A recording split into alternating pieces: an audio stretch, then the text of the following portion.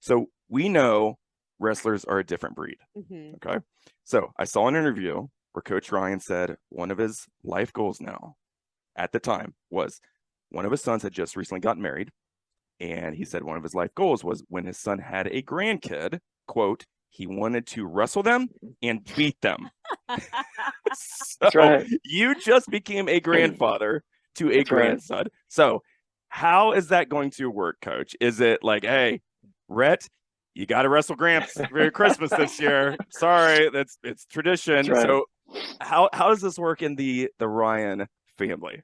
I think for me, it's you're connecting your I love tos, right, to this why. So, I bike every morning. I try to take care of myself. And the thinking is, look, that in itself it isn't necessarily selfish, but it's a little bit selfish, right? So, I visualize, right? I visualize my children having children, and I want to be healthy enough that I can actually beat them and wrestle them. Well, this is right. So I'm 53 now. I'm going to be in my late 60s, early 70s.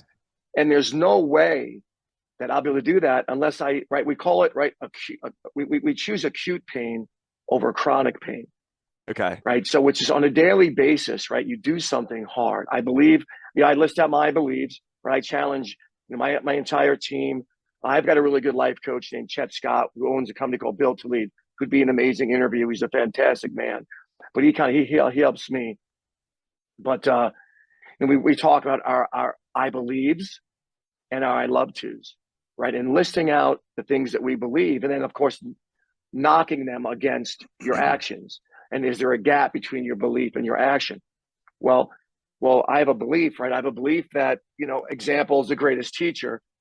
So if I can take care of myself well enough so that when Rhett is in high school, his grandfather can beat him. I mean, that would be fantastic, right? So again, it's choosing. And listen, that never happens, right? If 18 years from now, if I'm sitting on my can all day and all night, right, eating, chips all day and all night and not taking care of myself. And then 18 years from now, it's like, okay, Rhett, I'm going to whip you. Well, every day on a daily basis, right? I think it's a challenge and it's hard. Do something hard.